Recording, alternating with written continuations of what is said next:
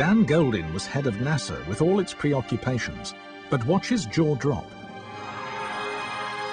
He'd just caught a total eclipse.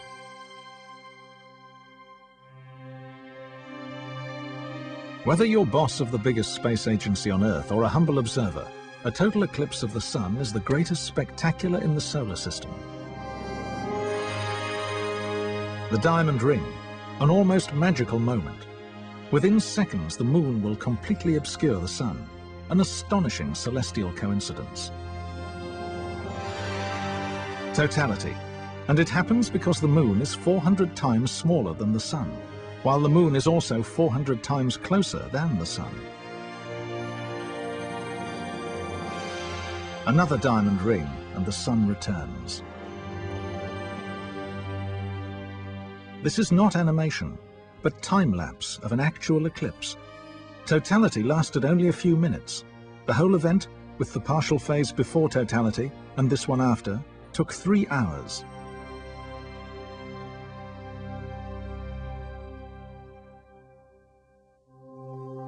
Only when the moon aligns directly between us and the sun is there a total eclipse. We'd have more eclipses were it not for the moon's tilted orbit. It's angled by 5 degrees to the plane of both Earth and the sun, the so-called ecliptic, here in green. During each orbit of Earth, the moon twice intersects the ecliptic. Right here, and here. But only on the sunny side of Earth, at this intersection, can a solar eclipse occur. Imagine you, the viewer, are the sun. The moon approaches alignment. A total eclipse.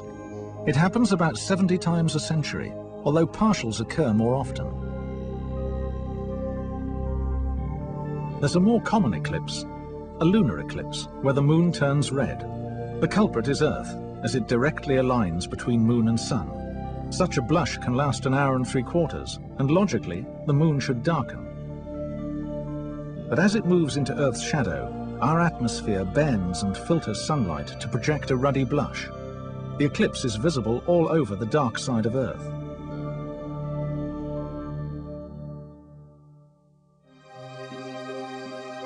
Back with solar eclipses, sometimes the moon doesn't quite cover the sun. That's an annular eclipse. The cause is the moon's slightly elliptical orbit. For when the moon's farthest away, the full shadow just misses Earth.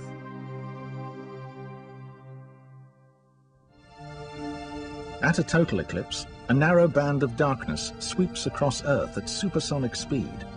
Only from within the band is the eclipse total. The moon is close enough for a full shadow to touch Earth.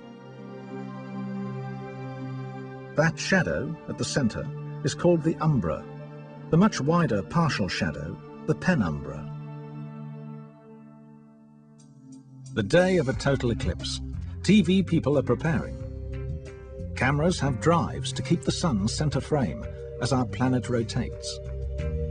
Filters for telescopes, cameras, and naked eye are vital. Safety-approved glasses are the order of the day. First contact. This partial phase can be as long as 90 minutes. Projected through binoculars, twin images of the diminishing solar disk. Cloud is the fear. This man tries a tinted filter. Dappling through trees, leaves create multiple images of the crescent sun. Totality approaches. The sun is a sliver. Then Bailey's beads, as the last sunlight shines through lunar valleys. Totality. And despite thin blowing cloud, breathtaking. The corona, the outer atmosphere of the sun, is normally invisible. Now it can be viewed by naked eye. All around, it's like twilight. At totality, light levels have dropped 1,000,000-fold. Equipment is anxiously tweaked, but the greatest thrill is watching. The planet Venus has appeared. The corona, dancing in the sun's magnetic field, is ever-changing. A prominence has detached as it shoots into space. Rough photography, but magnificent. The crimson plume is hydrogen gas rising 30,000 kilometers. Still in close-up, the return of Bailey's beads and the diamond ring.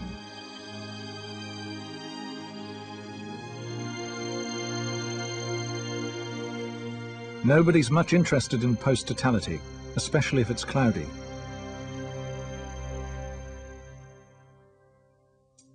Here's the effect of a total eclipse in time-lapse. Light dips slowly at first, but as the full shadow approaches, darkness rapidly descends. Birds roost, flowers close, and like heralds, dogs bark. Totality can last up to 7.5 minutes. It's an experience no one forgets.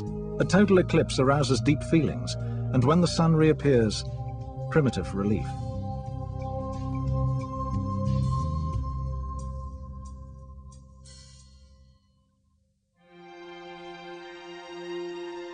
Nature has another light show, the aurora, swirling in the upper atmosphere, a kaleidoscope of color. Such displays occur mainly in the high latitudes of both hemispheres.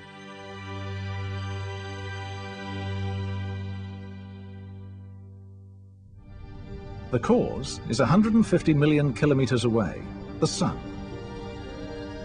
Along with light, heat and energy, and other radiation, the sun emits a solar wind. Whirled outwards by the magnetic field, the wind blows at up to 400 kilometers a second, a continuous flow of tenuous gas and electrically charged particles. These particles are obstructed when they reach Earth. They must flow around our magnetic field. But some connect and are trapped. They spiral down force lines towards the polar regions. The result is auroral displays.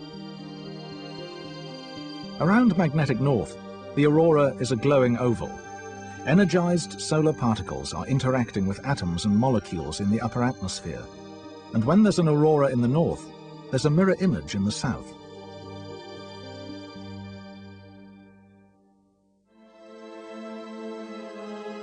This is an average aurora, the light of countless collisions between solar and atmospheric particles.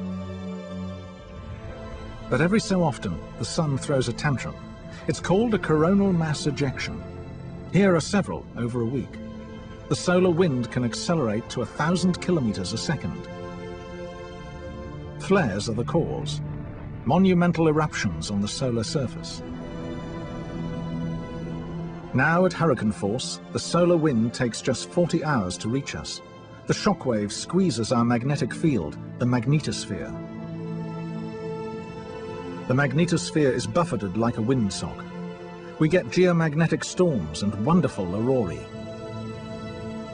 In the northern hemisphere, the auroral oval is intensified and disturbed. It expands through the USA. The aurora induces electrical currents near the ground, troubling the Alaska oil pipeline. Power supplies are knocked out, and satellites sent into a spin.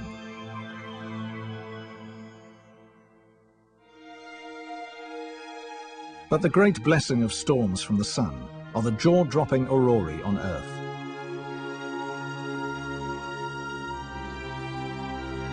Colors are delicate. Greens and reds are caused by excited atoms of oxygen, purples and deep reds by nitrogen.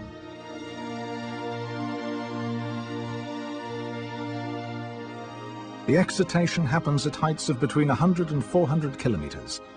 In the northern hemisphere, the displays are the aurora borealis. In the south, the aurora australis. Celestial fantasia.